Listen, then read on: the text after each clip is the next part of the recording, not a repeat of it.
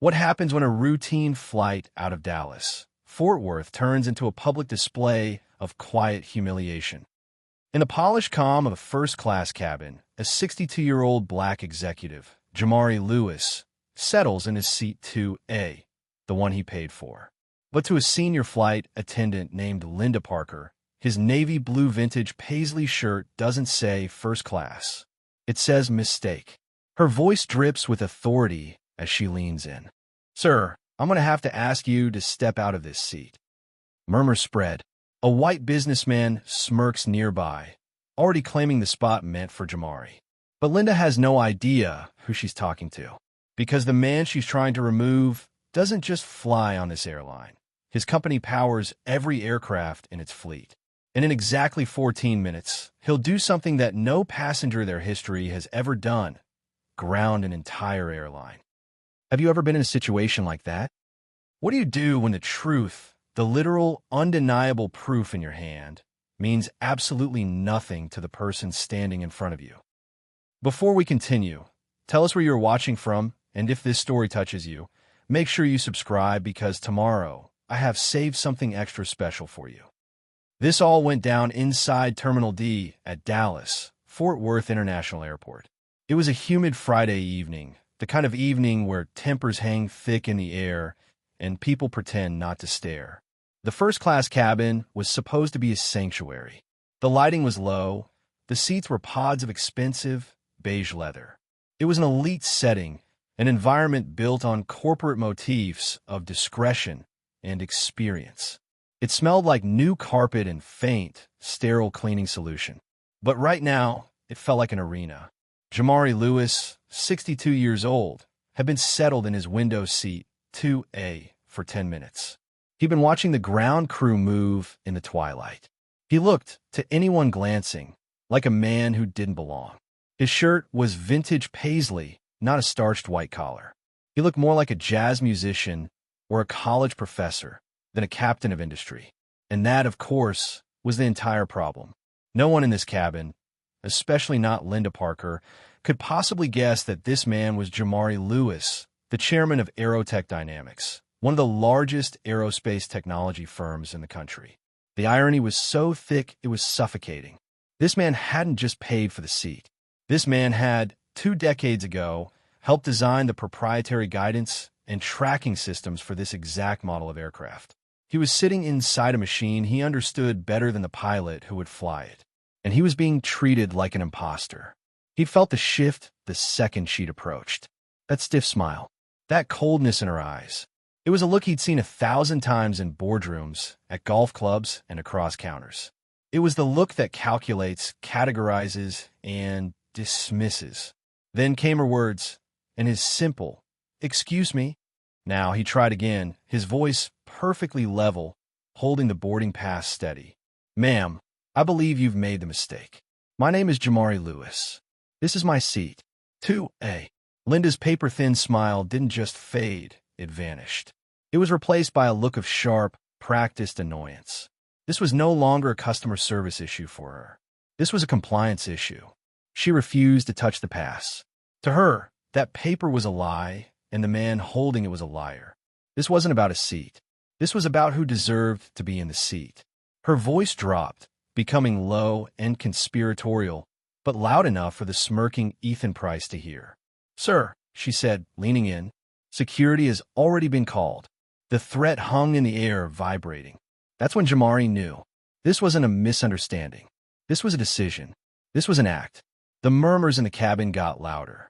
A passenger in seat 3C, a woman with large glasses, slowly, almost imperceptibly, lifted her phone. The small red light of her camera blinked on. The audience was now officially assembled. These rows of luxury seats, designed for privacy, had become invisible cages. The other first-class passengers didn't speak up. They didn't intervene. They just watched. Their silence was its own kind of judgment, an agreement with the flight attendant. They were the witnesses, and their silence was a verdict. Imagine it. Imagine walking into first class, ticket in hand, only to be told you don't belong, not because of a computer error, but because the person in uniform decided you don't look the part. Linda Parker, feeling the support of the smirking man in the aisle and the silent judgment of the other passengers, stepped back. She gestured again to Jamari's seat. "This gentleman," she repeated, as if Jamari wasn't even there, "needs to take his assigned seat. We need to prepare for departure."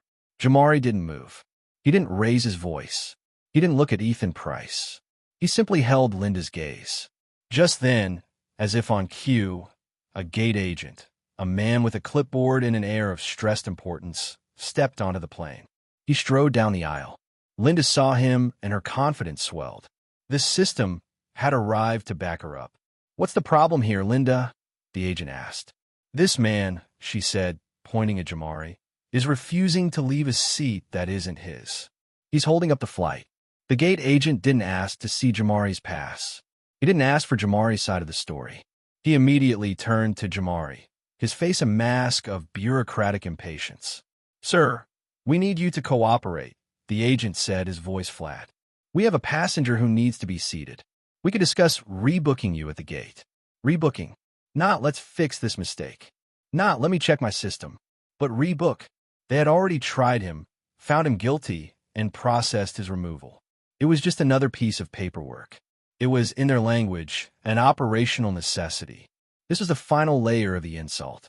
The quiet, procedural racism that hides behind a clipboard, a uniform, and a policy manual. One uniform, one plastic name badge, held more weight than Jamari's entire life of achievement. Jamari Lewis looked from the agent to Linda, and then, for the first time, to the smirking man in the gray suit. He let the silence hang for 1, 2, 3 seconds. Heavy, suffocating. Then he spoke. His voice was quiet, but it cut through the cabin like a surgeon's scalpel. It wasn't angry. It wasn't pleading. It was cold steel. "You are all," he said, "making a mistake you will not forget." But they heard his calmness as weakness. They heard his warning as a desperate bluff. To them, he was cornered. Linda Parker doubled down. She crossed her arms. The gate agent took a step closer, his hand gesturing for Jamari to stand up. "Sir," the agent said, his voice rising, "this is your final warning. Either step out of the seat, or you will be escorted out." And right on cue, as if summoned by the very words, 2 uniformed airport police officers appeared at the entrance of the jet bridge. They paused, their shadows stretching long into the cabin. Their hands were resting, almost casually, on their belts. This was it, the final act of the play. Linda Parker looked at the officers, then back at Jamari. Her face was a mask of pure, triumphant authority. She had the system. She had the policy. And now, she had the force. The gate agent stepped back, clearing the way. The smirking man, Ethan Price, actually looked excited. Jamari Lewis looked at the 2 officers.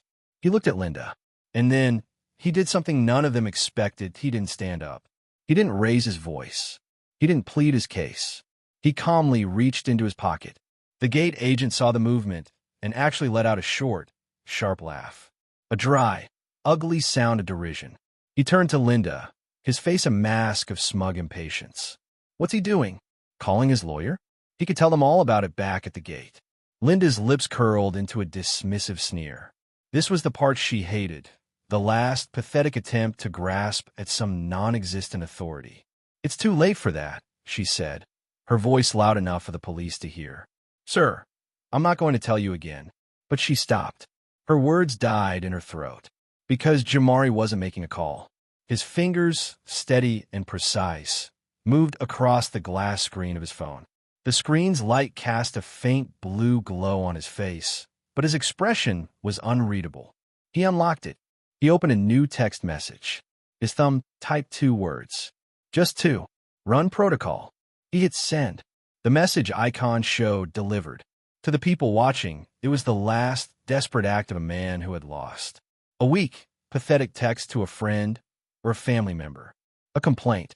A plea. It was meaningless. A digital surrender. Ethan Price, the man in the gray suit, actually shook his head in mock pity, as if to say, some people just don't know when they're beaten.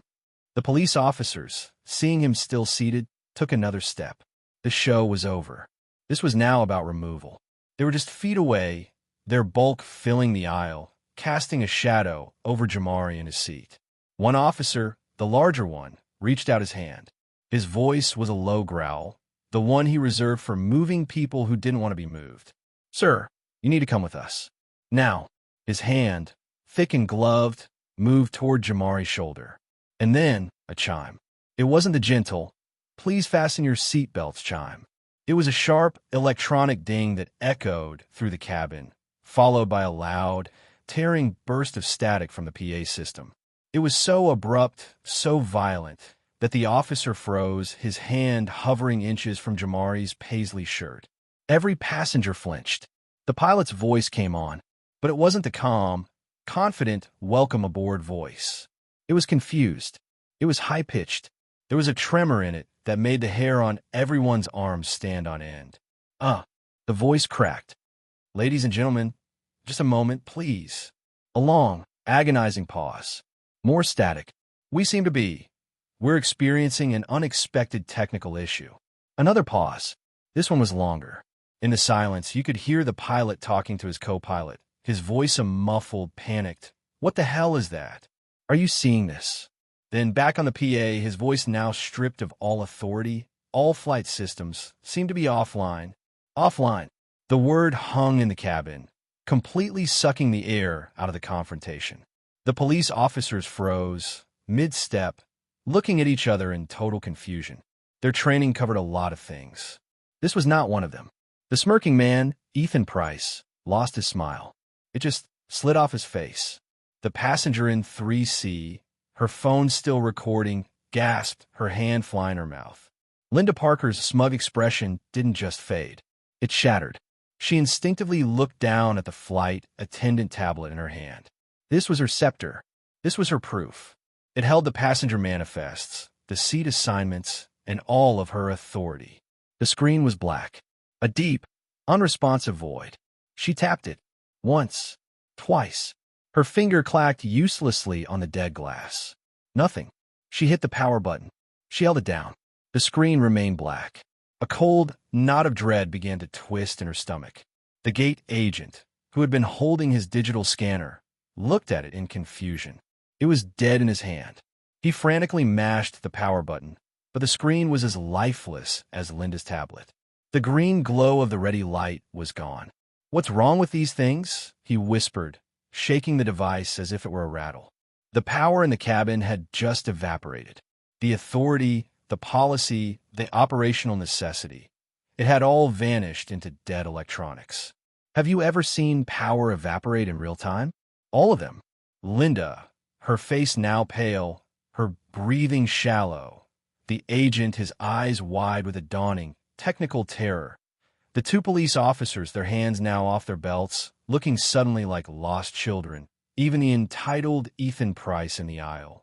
Their eyes all turned, slowly, away from their dead devices. They turned, as one, and locked onto the man in seat 2A. He hadn't moved. He hadn't flinched. He hadn't looked at the dead screens. He was just sitting there, calmly, watching them. His phone was dark in his hand, its job done. And in that one, deafening, electronic silence, Linda Parker understood. The unexpected technical issue wasn't in the cockpit. It was sitting right in front of her, in the chaos of the cabin. While Linda Parker and the gate agent were staring at their dead electronics, the passenger in seat 3C made her move. She'd been filming for 10 minutes. She had everything. The polite but vicious request. The shot of Jamari's valid boarding pass. Linda refusing to look at it. The low-voiced threat. Security has already been called. The arrival of the gate agent. The final, humiliating ultimatum. And the arrival of the police. It was a complete, undeniable story, filmed from a perfect angle. And now, she had the ending. The pilot's panicked voice, the dead systems. It was the perfect, mysterious, and terrifying punctuation mark. Her hands were shaking, not from fear, but from a vibrating, electric adrenaline. She knew what she had. She stopped the recording. She opened X, formerly Twitter. She uploaded the file. Her fingers flew across the screen, typing the caption, her rage fueling every word. She tagged the airline. Airline calls police on black man in his paid first-class seat to give it to a white passenger. This is racism plain and simple. Hashtag first class while black, hashtag airline racism. She hit post. The digital bomb was now live. What happened next wasn't just going viral. It was an explosion. It was a digital wildfire.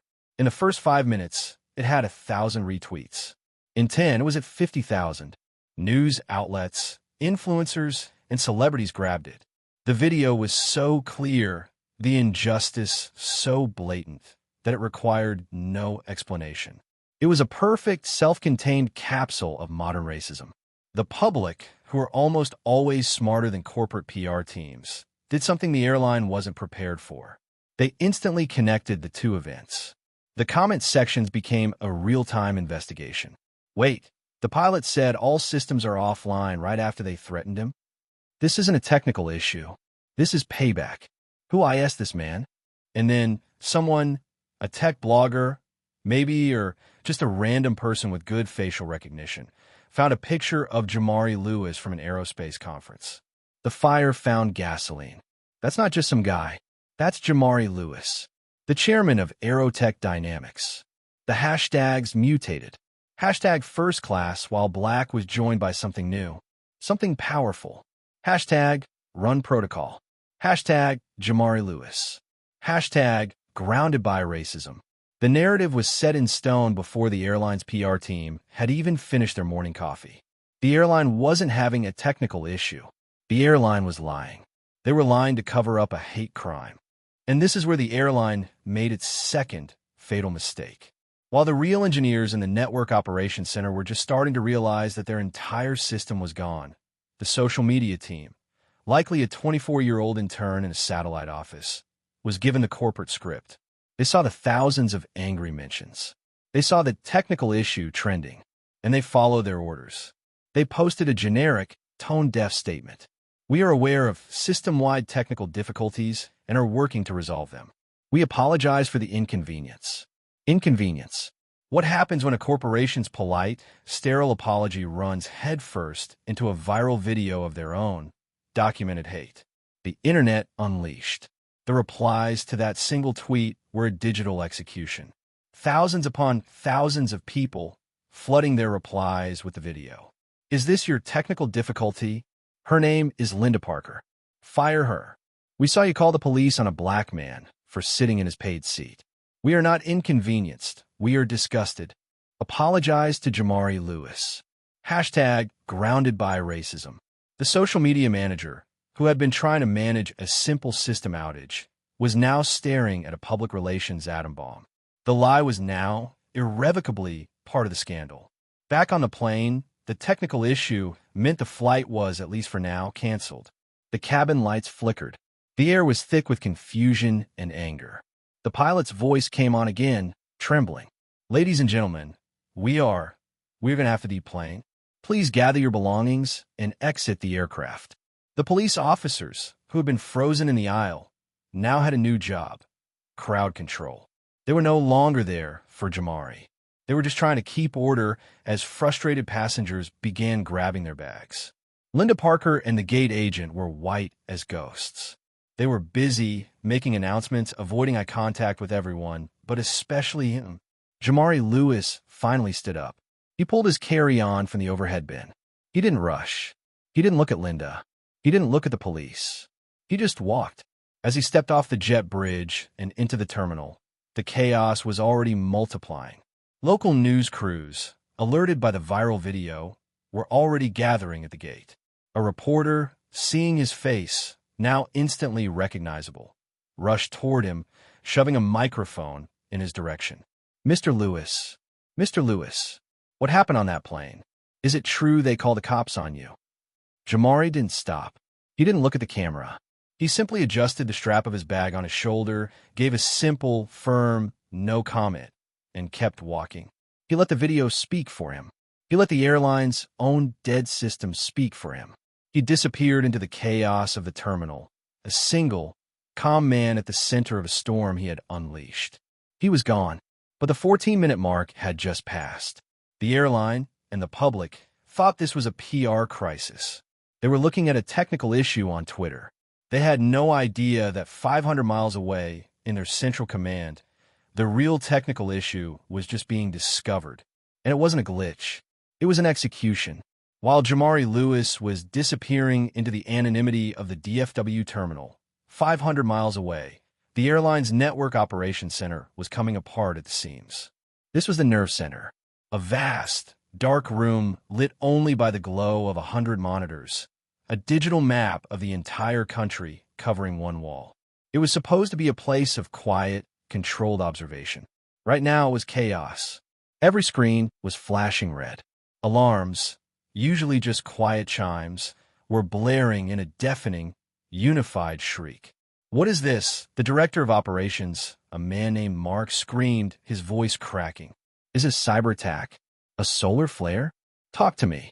A young analyst, his face pale and slick with sweat, was staring at his main console. I don't know, sir. It's not a hack. It's a command." "A command? What does that mean?" "The fleet tracking system. It's completely locked," the analyst stammered, his fingers flying across a keyboard. "It's not just our connection. The system itself is frozen. All scheduling software is locked in place. On the giant wall map, every single aircraft icon representing their fleet, over 800 planes in the air and on the ground, had just frozen. No takeoffs, no landings. The system that told the planes where to go, how to route, and how to land was gone. They were flying blind. They were grounded. Get our provider on the line. Now!" Mark roared, his face turning purple. "Who is it? Who do we have the contract with?" The terrified analyst typed in the query. He stared at the screen. The name came up, and his blood ran cold. "Sir," he said, his voice barely a whisper. "It's Aerotech Dynamics. It's their proprietary software." The room went silent, save for the blaring alarms. Proprietary. That one word meant they couldn't fix it. They didn't have the keys. They were completely, totally locked out of their own airline. Mark grabbed a phone. "Give me the CEO." In a high-rise office, miles away, the airline CEO, Bradley, slammed his fist on his mahogany desk. "What do you mean, proprietary? I mean, we can't reboot it." Mark's voice was tinny and panicked over the speakerphone. "We need them. We need their admin codes. We need their CEO." "Then get him," Bradley screamed. "Get the CEO of Aerotech Dynamics on the phone now. I don't care what time it is. I don't care if he's on a yacht. Find him." He slammed the phone down. This was a nightmare. A system-wide collapse. This would cost them hundreds of millions. Hundreds. Just as he was about to call his legal team, his assistant burst into the room, out of breath, her face ashen. She was holding out her personal cell phone. "Sir," she panted, "you need to see this. Right now. It's the technical issue at DFW." Bradley snatched the phone, annoyed. "What are you talking about? I'm dealing with a real crisis." "This is the crisis," she said. He looked down. The phone was playing the viral video from seat 3C. He watched, his blood pressure rising. He saw the flight attendant, Linda. He saw the gate agent. He saw the police. And he saw the black man in the paisley shirt, sitting calmly, holding a boarding pass. "A seating dispute," he snarled. "This is what you're showing me? A PR problem." "Who is our provider, sir?" his assistant asked, her voice trembling as she held up a tablet. "Aerotech Dynamics." "What?" His assistant tapped the screen of her tablet, pulling up the About Us page for Aerotech Dynamics. A picture of their board of directors loaded. Bradley's eyes went from the viral video on the phone to the corporate headshot on the tablet. Back to the video. Back to the tablet. The man in the paisley shirt was the man in the chairman's photo. "Oh my God," Bradley whispered. The phone nearly slipped from his hand. "Pull him up. What's his name?" His assistant's finger scrolled down. "Lewis. Jamari Lewis. Chairman and founder of Aerotech Dynamics." The panic that hit the CEO was not just financial. It was existential. It was the cold, sickening realization that this wasn't an accident. This wasn't a glitch. He didn't hack the system. He owns the system. The technical issue wasn't an issue at all. It was an order. The run protocol text, which the world was now tweeting about, was an execution. The entire corporate hierarchy, the rules, the procedures, it all crumbled to dust in that 1 second. A 62-year-old man in a paisley shirt held a kill switch to his entire multi-billion-dollar company. and his own employees had just tried to have him arrested. Bradley's rage returned, but it was no longer aimed at the system. It was aimed at his staff. He grabbed his desk phone, his hand shaking so badly he could barely dial. He punched in the number for the DFW station manager. The phone rang. The same gate agent who had stood over Jamari, the superior who had reinforced Linda's lie, picked up. "Sir," the agent said, his own voice shaky from the dead scanners. "You," Bradley screamed, so loud his assistant flinched. "The man in seat 2A. The man you just tried to remove. Do you know who that is?" "Sir, I was just following procedure." "Is Jamari Lewis.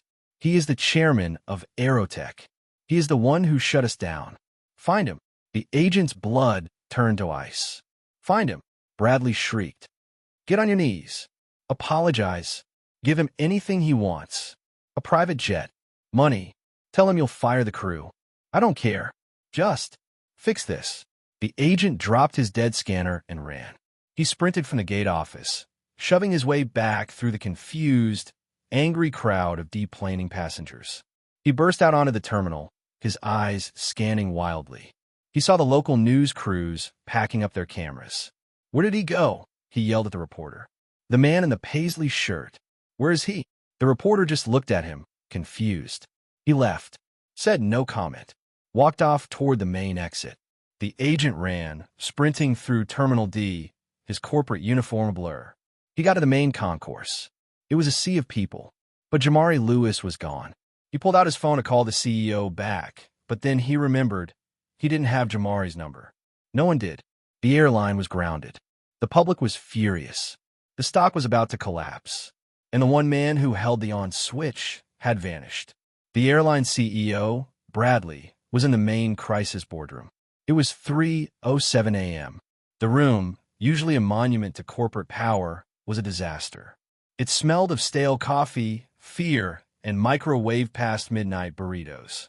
On one wall, a dozen television screens were all on mute, all playing the same sickening loop. The video from seat 3C. They showed it on CNN, on Fox, on Al Jazeera, on every local news channel from Miami to Seattle. The hashtag grounded by racism and hashtag run protocol were permanent fixtures in the corner of every screen. On another wall, the stock ticker, set to pre-market trading, was a waterfall of red. It was a digital avalanche, showing a projected 40% loss at the opening bell. A $40 billion company was on the verge of complete collapse. The room was filled with the highest-paid people in the company, and every single one of them was useless. "Our entire fleet is grounded," the chief operating officer, a man named Mark, said, his voice a hoarse whisper. He hadn't slept in hours, his tie was gone, and his top button was undone. "I mean grounded. Every single plane, 843 aircraft, are bricks on tarmacs. We can't route them. We can't schedule them. We can't even get them to a hangar. The system is locked. Our social media is a dumpster fire," the chief marketing officer, a woman named Anya, said, her voice shaking. She was staring at a laptop, her face illuminated by the glow. The hashtag grounded by racism tag, it's not just trending. It's at 40 million impressions. 40 million. The Pope. I think the Pope. No, that's a parody account, thank God. Legal? Bradley asked, his voice dead. The chief counsel just shook his head. "We're looking at a class action lawsuit from the passengers on every canceled flight. We're looking at a DOT investigation. We're looking at a shareholder revolt. And that's all before he decides to sue us. Which he will. And he will win." Bradley had been screaming for 2 hours. First at the DFW station manager, the same man who'd reinforced the lie. Then at his legal team. Then at his head of operations.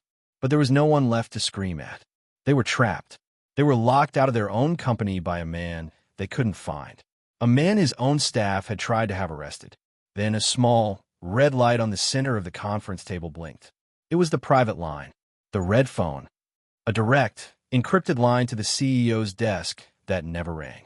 It was for the White House, for the FAA, for a code red, "The world is ending" scenario, which of course it was. Every person in the room froze. Anya gasped. Mark stopped breathing. Bradley, his hand visibly shaking, lunged for the phone. He jabbed the speaker button. The entire room was so quiet. You could hear the click of the connection. "This is Bradley," he said, his voice a desperate croak. A voice came through the speakers. It wasn't panicked. It wasn't angry. It was calm. It was cold. It was the voice of the man from the video. "Hello, Bradley." The power in the room didn't just shift. It was sucked into a vacuum, across 500 miles of fiber optic cable, and into the speaker. Bradley, the mighty CEO, was now a subordinate, a child waiting to be disciplined. "Mr. Lewis." "Jamari," Bradley began, his voice a desperate, groveling mess. He stood up, as if the man could see him, a pathetic gesture of respect. I'm horrified. Horrified. I have seen the video. This is not who we are. This is not what we stand for. I want to personally, on behalf of the entire company, on behalf of my family, offer my deepest, most profound apologies." "Where are you right now, Jamari?" Bradley asked, trying to sound helpful, trying to sound like a fixer. "I'll send a private jet. My personal jet. We can get you home. We can talk. We can fix this." The voice on the other end almost laughed. It was a dry, cold, humorless sound that made the hair on Bradley's neck stand up. "I don't need your jet, Bradley. I'm in my own boardroom." The image was a gut punch. Bradley and his terrified executives were in a chaotic, desperate war room, surrounded by stale food and the stench of failure. Jamari was in his own seat of power. Bradley could picture it. A dark, mahogany-paneled room. A single, perfect spotlight on Jamari at the head of a 40-foot table. And on the monitors behind him, they were showing the airline's entire fleet frozen. A map of the damage he had inflicted. He wasn't a victim calling to complain. He was the chairman calling to deliver a verdict. "Jamari, listen," Bradley pleaded, his hands clasped together so tightly his knuckles were white. "The employees responsible, the root cause. Linda Parker and the gate agent, they have been fired. Effective immediately. Their careers are over. We've already released a statement. We will do anything to make this right." There was a long, cold silence on the line. For a second, Bradley thought he'd been disconnected. And then, the steel. "This isn't about two employees, Bradley. It's about your system." Jamari's voice was no longer that of a passenger. It was the voice of the judge. "My team has been busy for the last few hours. While your team was posting generic apologies about inconveniences, my team was pulling data." Bradley's blood ran cold. He gripped the edge of the table. What data?" "Your data, Bradley. Your internal complaint logs. The ones your HR department files under passenger disputes. The ones your legal team is supposed to review and never does." The other executives in the room looked at each other. This was beyond a PR crisis. This was discovery. "Linda Parker," Jamari said, his voice level, as if reading a grocery list. 114. That's the number of passenger complaints filed against her, specifically citing racial or discriminatory bias in the last 3 years. 114 times. He paused. Bradley could hear the faint sound of paper shuffling. "Let me read you one. August 12th, 2024. A passenger from Dubai. She called me a security risk because of my headscarf and tried to have me moved from the exit row, even though I'm a fluent English speaker." Or how about March 2nd, 2025? A passenger from Atlanta. "She told my black children to be quiet or she would have us all removed from the plane." Sound familiar, Bradley? Bradley was silent. He couldn't breathe. "And what did you do?" Jamari continued. "After 114 complaints, you promoted her. You gave her seniority. You gave her a commendation for efficient cabin management. You made her the face of your first-class cabin. You didn't just miss the racism, Bradley. You rewarded it because it was efficient. Now, let's talk about the gate agent. The one you sent to handle me. 72. 72 complaints for abusive or discriminatory behavior. Your own records show he was reprimanded, not for being a bigot, but for not meeting his quota of on-time departures. He wasn't punished for how he treated people. He was rewarded for how fast he could get problems off the plane. That's not." Bradley stammered, but Jamari cut him off. "This wasn't a random incident, Bradley. This was an inevitability. You built the machine, and you were angry when it finally came for someone who could turn it off. You didn't just allow this, you incentivized it. You built a culture where your staff felt comfortable, in public, in front of a dozen cameras, telling a black man his boarding pass didn't matter. You taught them that. You taught them. Jamari's voice rose for the first time, not in anger, but in pure, dominant power, a wave of controlled force that pinned Bradley to the wall. You taught them that a uniform holds more weight than years of achievement. You taught them that a white man in a gray suit smirking in the aisle is a VIP, and a black man in a paisley shirt is a threat. That wasn't Linda's decision, Bradley. That was your corporate policy. You're not an airline. You're a private club with wings, and your staff are just the bouncers. That smirk on Ethan Price's face. Jamari's voice was a scalpel now. That's your corporate culture made visible. That is the entitlement you sell tickets for. And today, you finally sold a ticket to the wrong man. A long, heavy, crushing silence filled the line. The entire boardroom held its breath. Bradley was broken. The groveling, the excuses, the corporate speak, it was all ashes in his mouth. He had been completely and totally dismantled. He had been x-rayed, and the cancer in his company had been put on a slide for the entire world to see. He wasn't just losing money. He was losing control. Jamari had judged the system, and now he was waiting for the sentence. Bradley opened his mouth. No sound came out. He swallowed, the dry, terrified sound clicking over the speakerphone, echoing in the dead silent, multi-million-dollar boardroom. The silence on the line was deafening. It was the sound of a multi-billion-dollar corporation on its knees, waiting for the demands.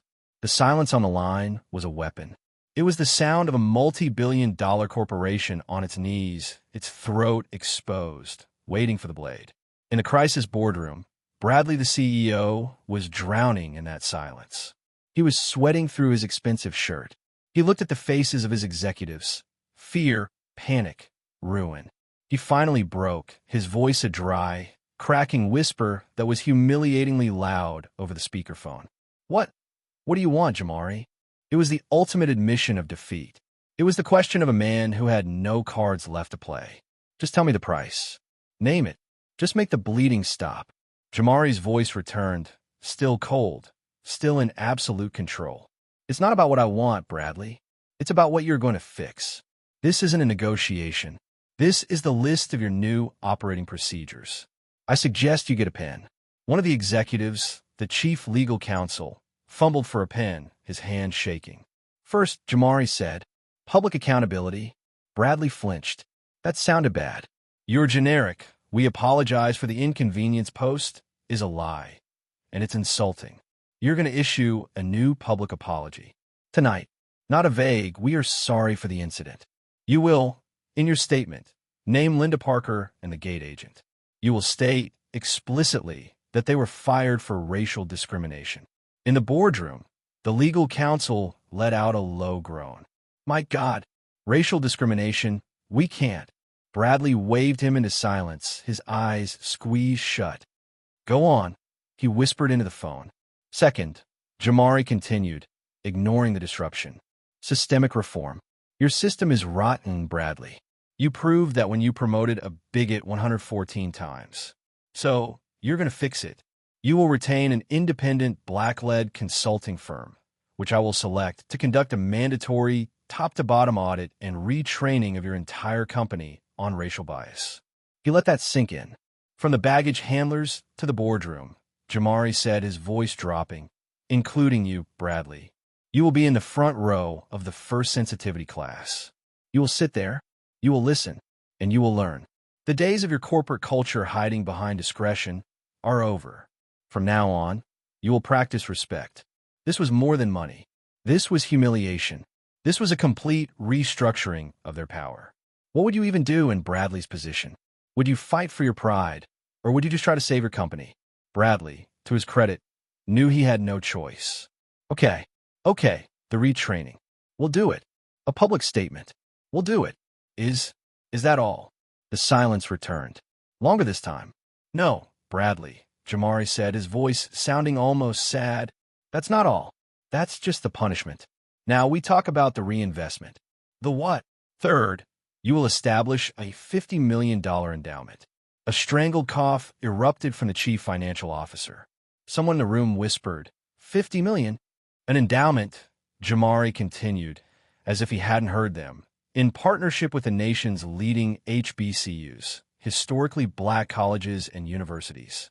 That fund will create a permanent pipeline for black pilots, black engineers, and black aviation executives. Because this, Bradley, this all happened because your entire organization from the top down doesn't have a single person in power who looks like me. And that ends tonight. The silence on the line was a weapon.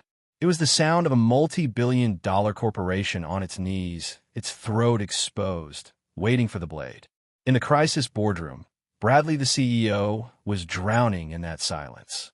He was sweating through his expensive shirt. He looked at the faces of his executives. Fear, panic, ruin. He finally broke, his voice a dry, cracking whisper that was humiliatingly loud over the speakerphone. What do you want, Jamari? It was the ultimate admission of defeat. It was the question of a man who had no cards left to play. Just tell me the price. Name it. Just make the bleeding stop. Jamari's voice returned, still cold, still in absolute control. It's not about what I want, Bradley. It's about what you're going to fix. This isn't a negotiation. This is the list of your new operating procedures. I suggest you get a pen.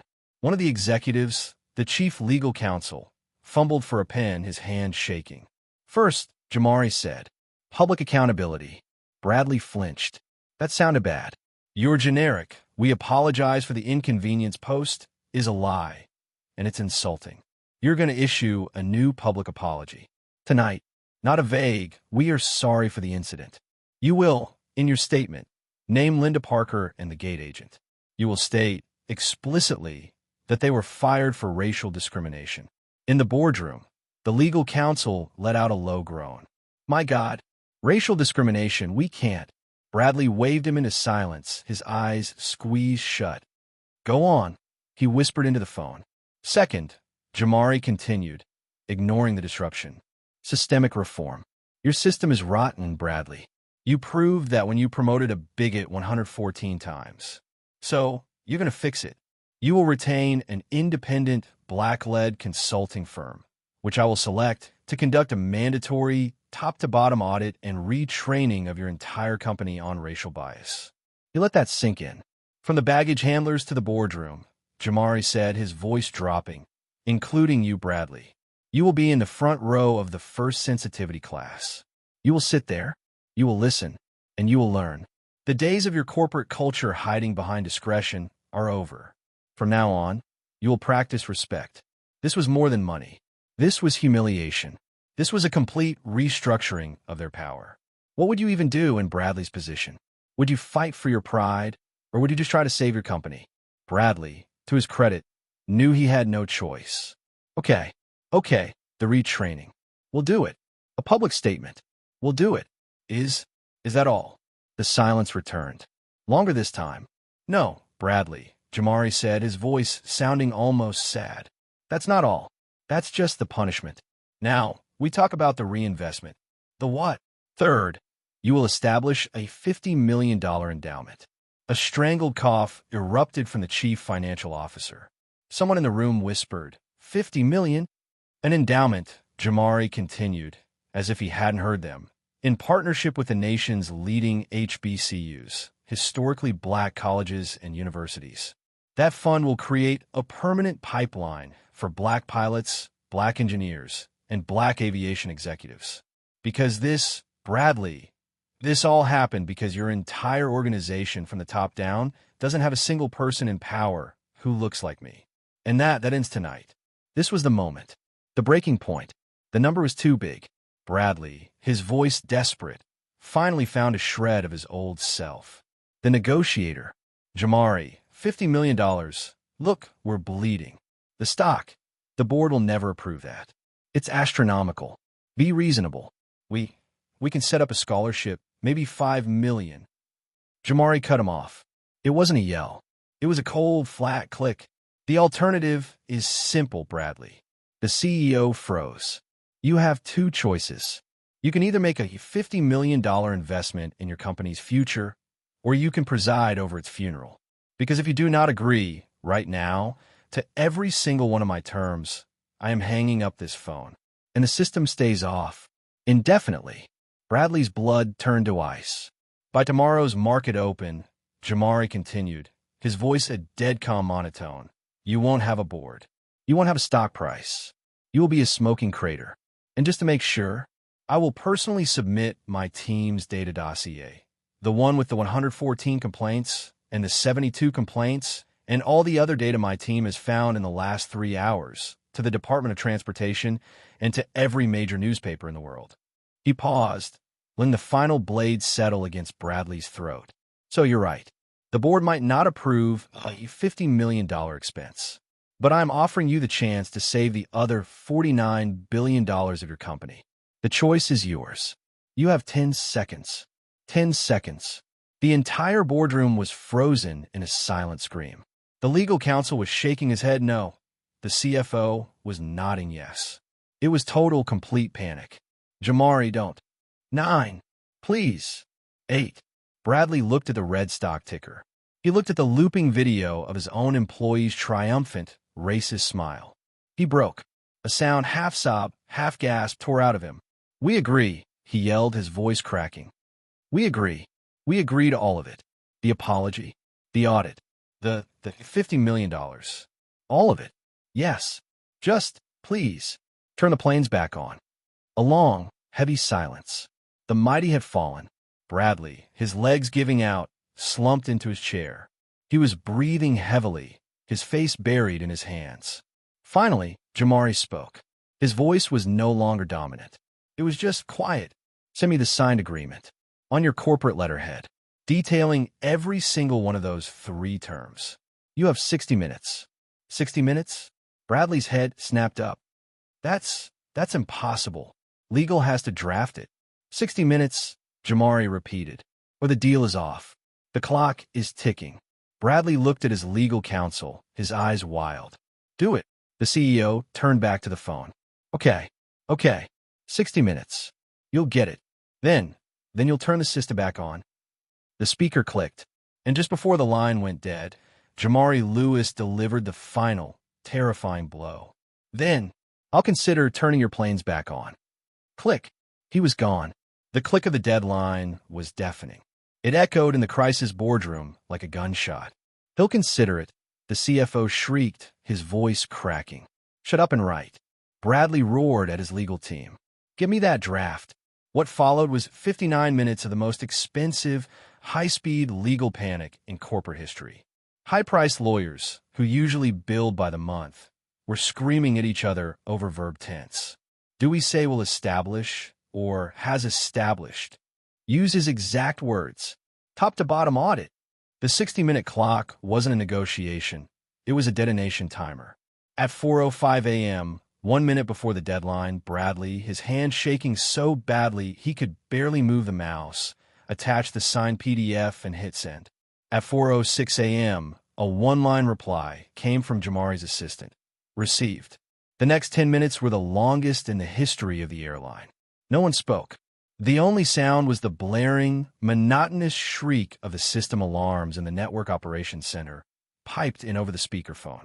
It was the sound of $10 million evaporating every second. Then, at 4:16 a.m., the alarm stopped. Just stopped. The silence was as shocking as the noise. In the operations center, the director of operations, who was close to tears, watched the wall of red. The screens flickered. One by one, they flashed green. The system was back online. He slumped over his console, a broken man. But the real consequences were just beginning. The sun was coming up, and the market was about to open. When the opening bell rang at 9:30 a.m., the airline stock didn't just drop. It fell off a cliff. News anchors, who had been reporting on the viral story all morning, shouted to be heard. I've never seen anything like this. The stock is in free fall. We are watching a 42% drop at the open. It was a $17 billion loss in shareholder value, all because one flight attendant didn't like a man's paisley shirt. By noon, CEO Bradley, his face pale and puffy, his eyes 2 red slits, stood at a podium. The flash bulbs from the cameras weren't welcoming. They were an assault, popping like gunfire. This wasn't a press conference. This was a public execution.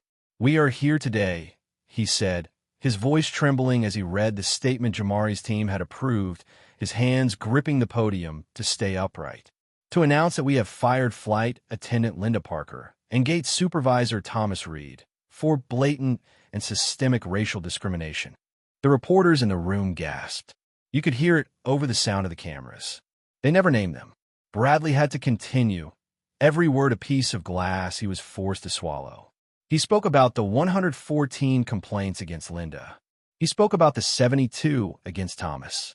He announced the new, non-negotiable $50 million endowment for HBCUs. He announced the mandatory, top-to-bottom audit by a yet-to-be-named, independent, black-led firm. The news clips that night were brutal.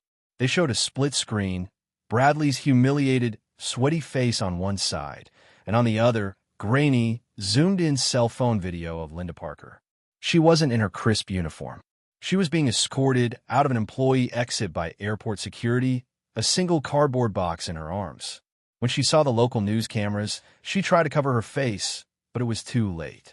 The triumphant, smug look she'd given Jamari was gone, replaced by the terrified, ruined face of a woman who had just become the most hated person in America. "Linda, was it worth it? Linda," they shouted as she fumbled with her box, a stapler falling to the pavement. The shockwave didn't stop with one airline. This was different. This wasn't just a passenger getting a voucher. This was a passenger who owned the system. The story zoomed out. We saw reports from inside competing airlines. At Global Air, their chief rival, the CEO called an 8 a.m. emergency all-hands meeting. "I want a list of every single mission-critical software vendor we have," he barked at his terrified team. "And I want a diversity report on their executive board." Yesterday, "I will not be Aerotech Ed." They weren't doing it because it was right. They were doing it because they were terrified. They were all checking their vendor lists. Who really owned their software? Who really held the keys? A new phrase entered the corporate lexicon: Aerotech Protocol. It became a dark joke in pilot break rooms. Careful, don't piss off to A. He might run the protocol, but was a terrifying, real-world risk discussed in every boardroom in the country. The promises weren't just talk. The $50 million endowment, co-chaired by Jamari Lewis himself, was established. The news showed him at Howard University, announcing the first recipients. The looks on the students' faces, it wasn't just gratitude. It was ambition. We see a young black woman in a flight simulator, her eyes focused, her instructor saying, "You're a natural." This wasn't just charity, it was a new dynasty. It was a system being rebuilt with new architects. 6 months passed. Dallas, Fort Worth International Airport. Terminal D. Jamari Lewis, 62 years old, walked down the same jet bridge. He was wearing a simple, comfortable shirt. He boarded the flight. He found his seat. 2A. He sat down, looking out the window, just as he had before. The cabin was quiet. A few passengers glanced at him, their eyes wide. They recognized him. He was a legend. A new flight attendant approached. She was young, a woman of color, maybe one of the first hires from the new systemic reform program. She paused, her eyes meeting his. She smiled. It wasn't a stiff, fake smile. It was genuine. It was real. "Mr. Lewis," she said, her voice quiet. "Welcome aboard. It is truly an honor to have you on our flight today. Can I get you a drink before takeoff?" Jamari looked up at her. He saw the future of the airline in her face. He smiled back. "Just a water, please." "Thank you." It was simple. It was normal. It was the respect he was owed from the beginning. It was the respect that 114 other passengers had been denied by Linda Parker. This time, the system worked. It took 14 minutes to ground an airline, but it took one man's stand to rebuild it from the boardroom down. But here's the question we're left with, isn't it? What if Jamari Lewis hadn't been a billionaire chairman? What if he was just a professor in a paisley shirt? What if he was just a regular man, a father, a husband, who had saved up for a first-class ticket? What would have happened to him? He would have been arrested. He would have been dragged off that plane. He would have been a hashtag of a different kind. Do you think Linda and the gate agent truly deserve to lose their jobs? Or were they just cogs in a machine that trained them to be that way? And the biggest question, the one that should keep us all up at night, how many Lindis are still out there, working today, holding the power of a uniform, just waiting for a passenger who can't shut the system down? If you believe that silence is not an option, and that one voice can expose a broken system, then join the community. Like this video to stand for respect. Share it to start a conversation. And subscribe to join our movement, ensuring that no voice is ever silenced again.